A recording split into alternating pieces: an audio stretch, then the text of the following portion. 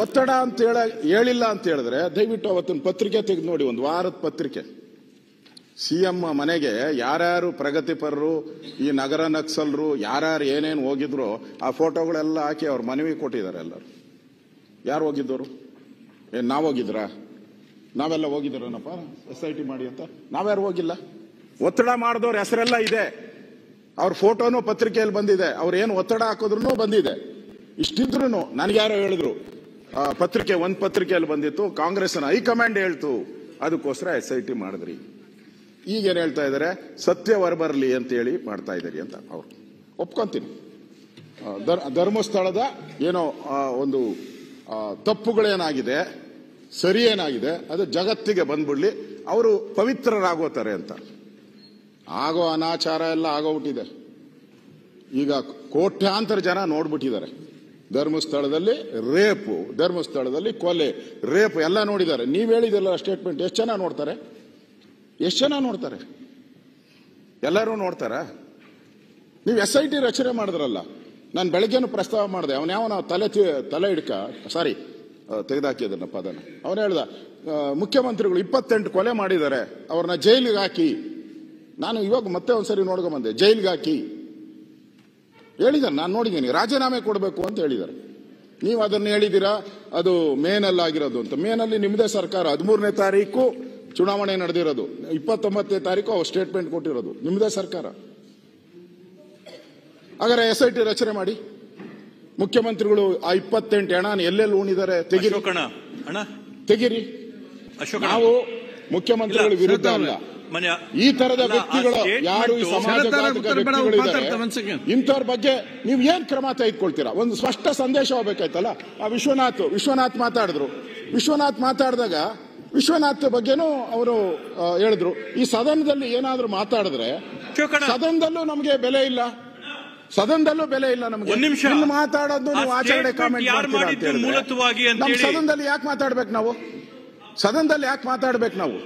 ಅದರಿಂದ ನನಗೆ ಇಲ್ಲಿ DK ಶಿವಕುಮಾರ್ ಅವರು ಸ್ಪಷ್ಟವಾಗಿ ಹೇಳಿದ್ದಾರೆ, ಇದರಿಂದ ಷಡ್ಯಂತ್ರ ಇದೆ ಅಂತ ಹೇಳಿದ್ದಾರೆ. ಇಲ್ಲಿ ಇವರು ನನ್ಗೇನು ಗೊತ್ತಿಲ್ಲ ಅಂತ ಹೇಳ್ತಾರೆ.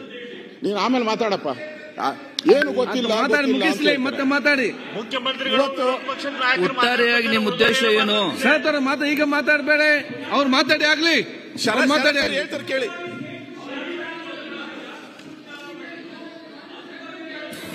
ಅವ್ರು ಮಾತಾಡ್ತಾರೆ, ಒಮ್ಮೆ ಉತ್ತರ ಕೊಡ್ತಾರೆ. ಸನ್ಮಾನ್ಯ ಅಧ್ಯಕ್ಷರೇ, ಕೂತ್ಕೊಳ್ಳಿ ಈಗ, ಆಯ್ತು.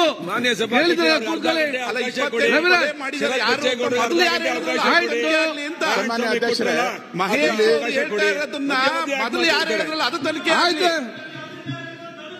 ರವಿಗೌಡ ಅಧ್ಯಕ್ಷರೇ, ಸನ್ಮಾನ್ಯ ಅಧ್ಯಕ್ಷರೇ, ಇಲ್ಲಿ ನಮಗಿರುವಂತ ಪ್ರಶ್ನೆ, ಅವನು ಫಸ್ಟ್ನೇ ದಿನನೇ ಬರೋವಾಗ ಒಳ್ಳೆ ಏನೋ ಎಂಟ್ರಿ ಅಂತಾರಲ್ಲ, ಸಿನಿಮಾ ಬರ್ಬೇಕಾದೇನೋ ತೋರಿಸ್ತಾರಲ್ಲ, ಏನಪ್ಪ ಟ್ರೇಲರ್ ತರ ಬುರ್ಡೆ ಹಿಡ್ಕೊಂಬಂದ. ಬುರ್ಡೆ ಬಂದ ತಕ್ಷಣ ಎಲ್ಲ ದಂಗಾಗೋಗ್ಬಿಟ್ರು. ಏನೋ ಇರಬೇಕು ಬುರ್ಡೆನೆ ತಂದವನೇ ಅಂದ್ರೆ ಇನ್ನೆಷ್ಟು ಹಣ ತೋರಿಸ್ಬೋದು ಇವನು ಅಂತ. ಅವನ್ ಬುರ್ಡೆ ತಂದಲ್ಲ, ಎಲ್ಲಿಂದ ತಂದ? ನಿಮಗೂ ಗೊತ್ತಿದೆ, ಕಾನೂನು ಪ್ರಕಾರ ಗೃಹ ಸಚಿವರಿಗೂ ಗೊತ್ತಿದೆ, ನೀವು ಹಣ ಉಣಿದ ಮೇಲೆ ತೆಗಿಯಕ್ಕೆ ನಿಮ್ಗೆ ಅಧಿಕಾರ ಇಲ್ಲ. ನಿಮ್ಗೆ ಕಾನೂನು ಪ್ರಕಾರ ಅಧಿಕಾರನೇ ಇಲ್ಲ. ಇದೆಯಾ? ತಹಸೀಲ್ದಾರ್ ಹೋಗ್ಬೇಕು, ಕೋರ್ಟ್ ಆದೇಶ ಮಾಡಬೇಕು. ಯಾವ್ದಾನ ತೆಗಿಬೇಕಾದ್ರೆ ಕೋರ್ಟ್ ಆದೇಶ ಮಾಡಬೇಕು, ಕ್ಯಾಮ್ರಾ ಹಾಕ್ಬೇಕು, CCTV ಕ್ಯಾಮ್ರಾಗಳನ್ನೆಲ್ಲ ಹಾಕಿ ಆಮೇಲೆ ತೆಗಿಬೇಕು. ಇವನ್ ಹೆಂಗ್ ತಗೊಂಡ? ಯಾಕೆ ಕೇಳಲಿಲ್ಲ ನೀವು? ಈ ಸರ್ಕಾರ ಜವಾಬ್ದಾರಿಯುತ ಸರ್ಕಾರ ಆಗಿದ್ರೆ ಈ ಸರ್ಕಾರ ಯಾಕೆ ಕೇಳಲಿಲ್ಲ? ಅವನ್ ಅರೆಸ್ಟ್ ಮಾಡ್ಬೇಕಾಯ್ತು. ಈ ಬುರ್ಡೆ ಫಸ್ಟ್ ಆ ಬುರ್ಡೆ ಎಲ್ಲಿತ್ತು ಅಂತ ಚೆಕ್ ಮಾಡ್ಬೇಕಾಯ್ತು ಈ SIT ಅವರು. ಏನ್ ಕರೆದಿದ ಅವನ್ ಹಿಂದೆ ಎಲ್ಲೋದ್ರೆ ಹಂಗೆ ದಡದಡ ಅಂತ ಓಡೋತಾರೆ, ದಡದಡ ಅಂತ ಬರ್ತಾರೆ. ಅವ್ನ್ ಬುರ್ಡೆನ ಹಿಡಿದ್ಬಿಟ್ಟಿದ್ರೆ ಅವ್ನ್ ಬುರ್ಡೆ ಬಿಡ್ತಾನ ಇಲ್ಲ ಅಂತ ಕ್ಲೀನ್ ಆಗಿ ಗೊತ್ತಾಗ್ಬಿಡ್ತಾ ಇತ್ತು. ಬುರ್ಡೆ ಬಿಟ್ಬಿಟ್ರಿ ನೀವು. ಇವತ್ತು ಸರ್ಕಾರದ ಇಷ್ಟೊಂದು ಹಣವನ್ನ ತೆಗೆದುಕೊಂಡಿದ್ದೀರಾ. ಇವತ್ತು ಮಾಧ್ಯಮದಲ್ಲಿ ಬರ್ತಾ ಇದೆ, ಅನಾಮಿಕ ಸರಿಯಲ್ಲ. ಇದೊಂದು ಅತ್ಯಂತ ಗಂಭೀರವಾಗಿರ್ತಕ್ಕಂಥ ವಿಷಯದ ಬಗ್ಗೆ ಅತ್ಯಂತ ಗಂಭೀರವಾಗಿರ್ತಕ್ಕಂಥ ವಿಷಯದ ಬಗ್ಗೆ ಚರ್ಚೆ ಮಾಡ್ತಾ ಇದ್ದಾರೆ. ಸನ್ಮಾನ್ಯ ಗೃಹ ಸಚಿವರು ಶಬ್ದಕ್ಕೆ ಮತ್ತೆ ಮಾತಿಗೆ ಚರ್ಚೆ ಮಾಡಬೇಡಿ, ಸಬ್ಜೆಕ್ಟ್ ಅಲ್ಲಿ ಚರ್ಚೆ ಮಾಡಿ. ಶಬ್ದ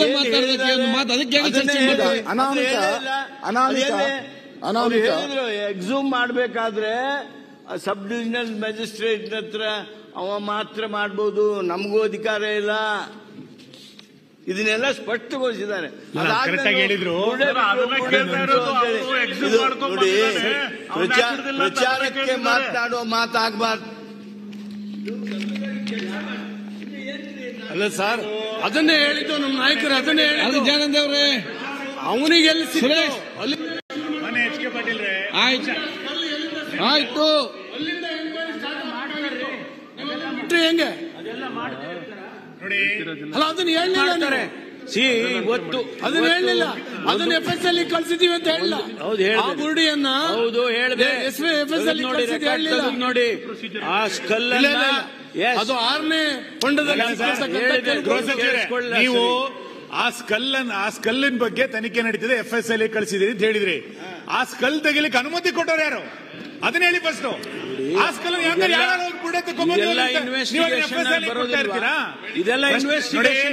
ನೀವೀಗ SIT ತನಿಖೆನಲ್ಲಿ ಒಂದ್ ನಿಮಿಷ ಸರ್, SIT ತನಿಖೆನಲ್ಲಿ 17 ಗುಂಡಿಗಳನ್ನ ಏನ್ ತೆಗೆದ್ರಿ, ಅದರಲ್ಲಿ ಏನೇನ್ ಸಿಕ್ತು ಅದನ್ನ ಪರ್ಸ್ಯೂ ಮಾಡ್ಲಿಕ್ಕೆ ಒಬ್ರು ಮ್ಯಾಜಿಸ್ಟ್ರೇಟ್ ಇಟ್ಟಿದೀವಿ. ಸರಿ, ಆ ವಾದ ನಾನು ಒಪ್ಕೊಂಡೆ. ಆ ಅನಾಮಿಕ ಬಂದು ಆ ಬುರುಡೆನ್ ತೆಗಿಬೇಕಾದ್ರೆ ಯಾರು ಅನುಮತಿ ಕೊಟ್ಟಿದ್ರು?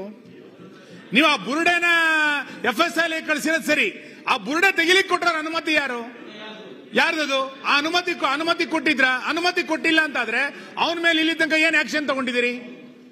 ಅವನ ಮೇಲೆ ಇಲ್ಲಿ ತನಕ ಏನ್ ಆಕ್ಷನ್ ತಗೊಂಡಿರಿ ಅಂತ ಹೇಳ್ಬೇಕಲ್ಲ.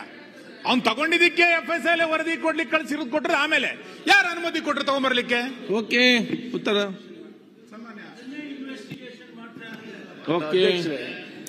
ಇನ್ವೆಸ್ಟಿಗೇಷನ್ ಮಾಡ್ತಾ ಇರೋದೇ, ಅದನ್ನ ಏನ್ ಮಾಡ್ತಾರೆ ಆಮೇಲೆ ಮುಂದೆ ಮಾನ್ಯ ವಿರೋಧ ಪಕ್ಷದ ನಾಯಕರಿಗೆ ಈಗ ಅಲ್ಲಿ ಏನೂ ಇಲ್ಲ ಅಂತ ಆಯ್ತು ಅಂತ ಇಟ್ಕೊಳ್ಳಿ, ಕಾನೂನಿನಲ್ಲಿ ಅವಕಾಶ ಇಲ್ವಾ ಅವನ ಮೇಲೆ ಕ್ರಮ ತಗೊಳಕ್ಕೆ?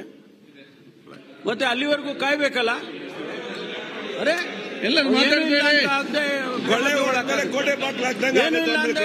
ಕ್ರಮ ತಗೊಳಕ್ಕಾಗುತ್ತಾ? ನೀವು ಸದನದಲ್ಲಿ ಇಲ್ಲಿ ಹೇಳಿದ್ರಿ ಅಂತ ಹೇಳಿ ಹೋಗಿ ಅವ್ರ ಮೇಲೆ ಕ್ರಮ ತಗೊಂಡಕ್ಕಾಗತ್ತಾ? ಏನ್ ಮಾತಾಡ್ತಾರೆ? ಗೃಹ ಸಚಿವರು ಒಳ್ಳೆ ಪಾಯಿಂಟ್ ಹೇಳವ್ರೆ. ನಾನು ಮರ್ತೋಟಿದ್ದೆ, ಅದು ಬರ್ಕೊಂಡಿರ್ಲಿಲ್ಲ. ಅಕಸ್ಮಾತ್ ಅಲ್ಲಿ ಏನು ಇಲ್ಲ ಅಂತ ಹೇಳಿದ್ರೆ, ಇಲ್ಲ ಅಂದಿದ್ರೆ ಅವನ ಮೇಲೆ ಆಕ್ಷನ್ ತಗೊಂಬೋದಲ್ಲ ನಾವು ಅಂತ ಸೆಕ್ಷನ್ ಕೂಡ ಹೇಳಿದ್ದಾರೆ. ನನಗೆ ಈಗ ಬಂದ ಸುದ್ದಿ. ಓಕೆ, ಈಗ ಅವನು ಹೇಳಿದಾನಂತೆ, ನಾನು ತಮಿಳ್ನಾಡಲ್ಲಿದ್ದೆ, ನನಗೇನು ಗೊತ್ತಿಲ್ಲ, ನಾನು ಮನೆ ಕಟ್ಸ್ಕೊಡ್ತೀನಿ ಅಂತ ಹೇಳಿದ್ರು, ನನಗೆ ದುಡ್ಡು ಕೊಡ್ತೀನಿ ಅಂತ ಹೇಳಿದ್ರು. ಅದ್ಯಾರೋ ಒಬ್ಬ ಲೇಡಿ ಬಂದ್ಲು, ನನಗೆ ಭಯ ಆಯ್ತು. ಅವಳು ಸ್ಟೇಟ್ಮೆಂಟ್ ಕೊಟ್ಮೇಲೆ ನನಗನ್ಸ್ತು ಇವಳು ಹೇಳೋದ್ ಎಲ್ಲಾನ ಒಂದು ನನಗೆ ಮೂಳೆ ಸಿಗುತ್ತೆ, ನಾನು ಕೊಡ್ಬೋದು ಅಂತ. ಈಗ ನನಗೆ ಬರ್ತಾ ಇದೆ, ಟಿವಿಗಳಲ್ಲೆಲ್ಲ ಬರ್ತಾ ಇದೆ. ಅಲ್ಲ ಹೇಳಿದ್ದು ಇವರು ಏನು ಇಲ್ಲ ಅಂದ್ರೆ, ಇವರು ಎಷ್ಟು ಅಂದ್ರೆ ನಮ್ಮ ಪರಮೇಶ್ವರ್ ಅವರು ಎಷ್ಟು ಕೂಲಾಗಿ ಆ ಬೆಣ್ಣೆ ಒಳಗಡೆ ಕೂದಲು ತೆಗೆದುತ್ತರ ಹೇಳ್ತಾವ್ರೆ, ರೆಡಿ ಮಾಡ್ಕೊಂಬಂದು. ಇಡೀ ರಾಜ್ಯದಲ್ಲಿ ಗೃಹ ಸಚಿವರೇ, ಇಡೀ ರಾಜ್ಯದಲ್ಲಿ ಸುಮಾರು 3-4 ಲಕ್ಷ ಜನ ಹೋರಾಟ ಮಾಡ್ತಾ ಇದ್ದಾರೆ, ಬೀದಿಗಿಳಿದು ಧರಣಿ ಮಾಡ್ತಾ ಇದ್ದಾರೆ. ಇದೇನು ನಿಮ್ ಕಣ್ಣು ಕಾಣಿಸಲ್ವಾ? ಸರ್ಕಾರ ಕಣ್ಣಿಗೆ ಏನು ಇಲ್ಲ. ಅಗದಿದ್ದೀರಲ್ಲ ಕಾಡ್ನೆಲ್ಲ ಹೋಗಿ. ಫಾರೆಸ್ಟ್ ಪರ್ಮಿಷನ್ ತಗೊಂಡಿದ್ದೀರಾ ನೀವು? ಯಾರು ಪರ್ಮಿಷನ್ ಕೊಟ್ರು ನಿಮ್ಗೆ? ಕೋರ್ಟಲ್ಲಿ ಹೇಳಿದ್ರ?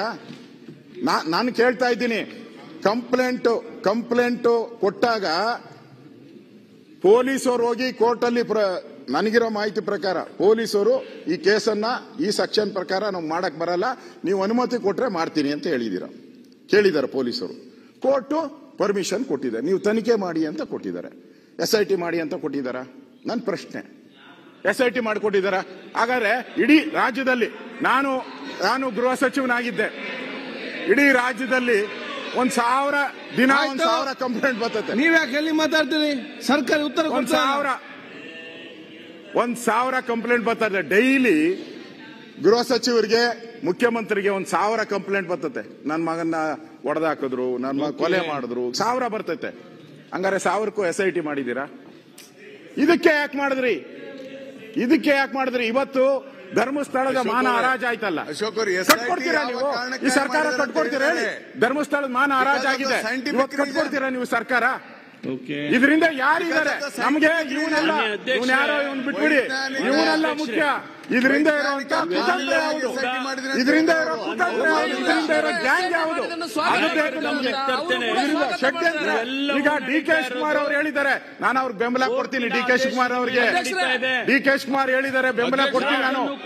ಷಡ್ಯಂತ್ರ ಇದೆ ಅಂತ ಅವರು ಬಹಿರಂಗ ಡಿ ಕೆ ಶಿವಕುಮಾರ್ ಅವರು ಷಡ್ಯಂತ್ರನ ಬಹಿರಂಗಪಡಿಸಬೇಕು. ಇಲ್ಲ, ನಾವು ಅವರು ಈ ಷಡ್ಯಂತ್ರ ಯಾಕೆ ಹೇಳಿದ್ರು? ವಿಷಯ ಬಗ್ಗೆ ಚರ್ಚೆ ಮಾಡಿ ಅವ್ರು ಉತ್ತರ ಕೊಡ್ತಾರೆ. ಅವ್ರು ಯಾಕೆ ಹೇಳಿದ್ರು? ಡಿ ಕೆ ಶಿವಕುಮಾರ್ ಅವರು ಷಡ್ಯಂತ್ರ ಅಂತ ಹೇಳಿದ್ರಲ್ಲ, ಬಹಿರಂಗಪಡಿಸಿ. ಸದನದಲ್ಲಿ ಇದ್ದಾರೆ, ಬಹಿರಂಗಪಡಿಸಿ ಹೇಳಿ ಯಾರು ಷಡ್ಯಂತ್ರ ಮಾಡಿದ್ದಾರೆ. ನಾನು 100 ಶಿವಕುಮಾರ್ ಧರ್ಮಸ್ಥಳದ ಪರವಾಗಿದ್ದಾರೆ ಅಂತ, ಆ 101ನೇ ಶಿವಕುಮಾರ್ ಇವಾಗ ಹೇಳಿ ಯಾರ ಷಡ್ಯಂತ್ರ ಇದ್ದಾರೆ ಅಂತ ಧೈರ್ಯವಾಗಿ ಹೇಳಿ.